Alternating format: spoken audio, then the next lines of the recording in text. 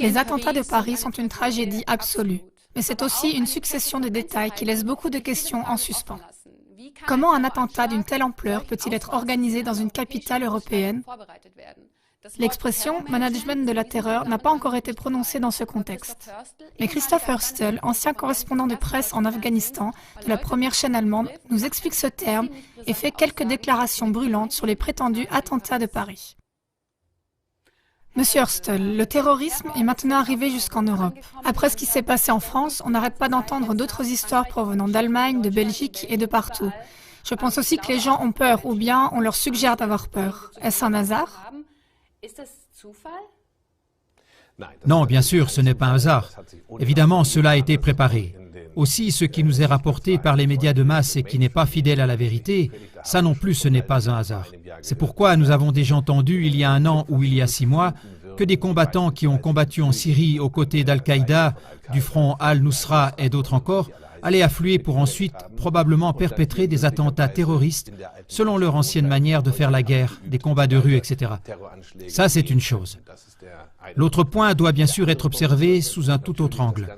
À l'époque, en 2006-2007, en tant que conférencier au Centre des forces dirigeantes de l'armée, j'avais choisi pour le cours de sciences sociales l'Afghanistan.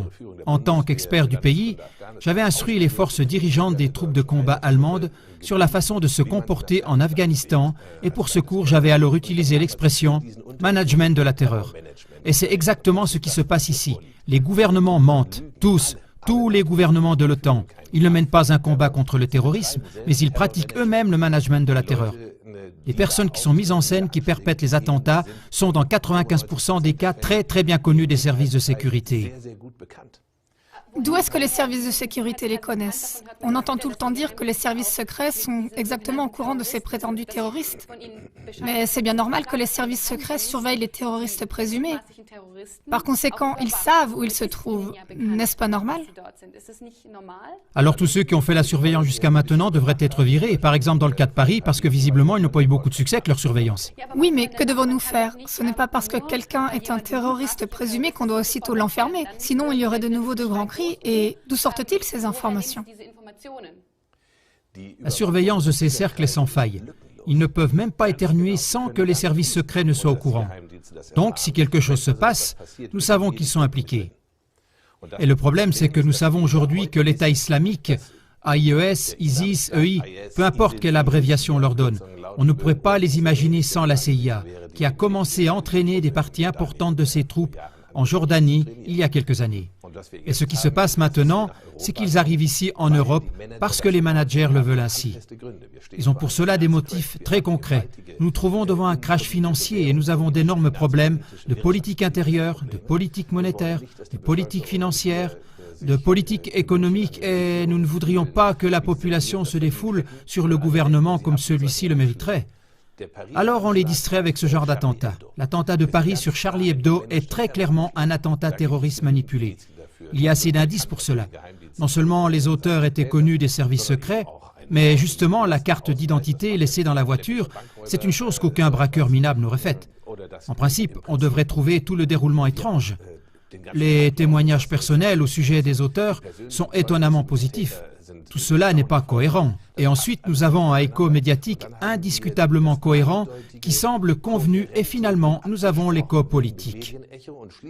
En Allemagne, les droits des citoyens sont restreints, ainsi que le droit pour avoir un passeport. Et tout ça, ça a été tout réglé en un rien de temps.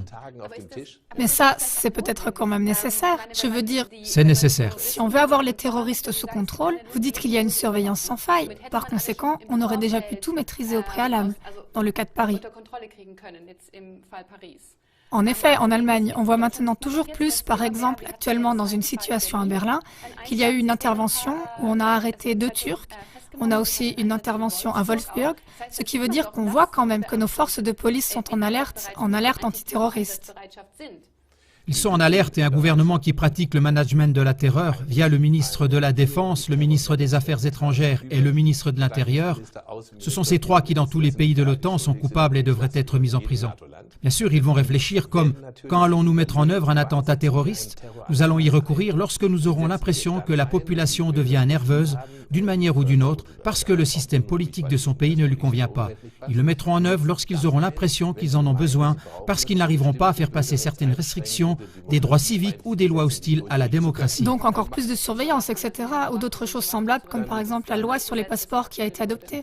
Par exemple, ce sont exactement ces points-là. Lorsque le gouvernement a le sentiment « Ah, nous arriverons à faire passer la loi sans attentat terroriste », bon, on va quand même arrêter quelques personnes, parce que ce sont peut-être des cercles qui sont contrôlés, mais ils sont quand même peut-être capables de se débrouiller tout seuls. Donc, le management de la terreur est un business très compliqué. On connaît cet exemple dans le cas de la NSA, où les services secrets intérieurs, les services de la sécurité et du territoire avaient de toute évidence comme habitude de coopérer avec un groupe de tueurs d'extrême droite. Et ça, c'est de ces problèmes qu'il s'agit là. Si on regarde où cela nous mène à l'avenir, on a juste besoin de regarder quelles sont les données générales. Si on a une crise, alors le gouvernement s'assure qu'elle garde la population dans la confusion par ce genre d'attentats orchestrés. Et ça, c'est en principe du point de vue du management. Les attentats autorisés, les personnes qui se promènent par là... Ce sont là quand même des accusations virulentes. Oui, c'est une accusation extrêmement virulente. Il serait temps qu'elle se fasse entendre de plus en plus fort. Le sujet du management de la terreur, je l'ai enseigné à l'époque aux soldats et j'en ai aussi donné une définition.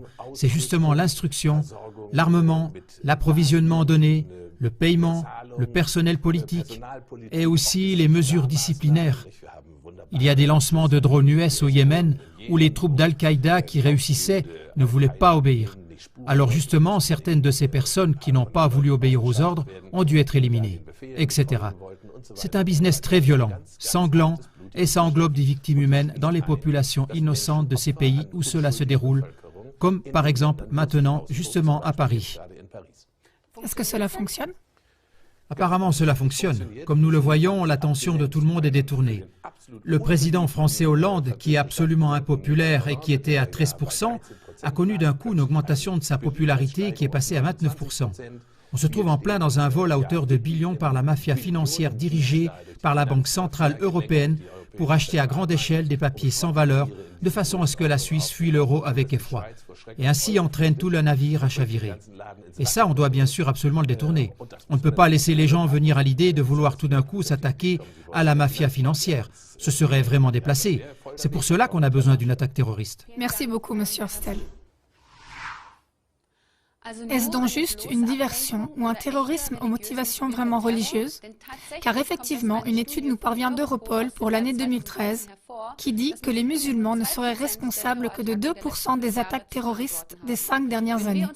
Et si on regarde l'année 2013 de plus près, on voit 152 attaques terroristes dont seulement 2 avaient des motifs religieux et 84 des motivations nationalistes ou séparatistes.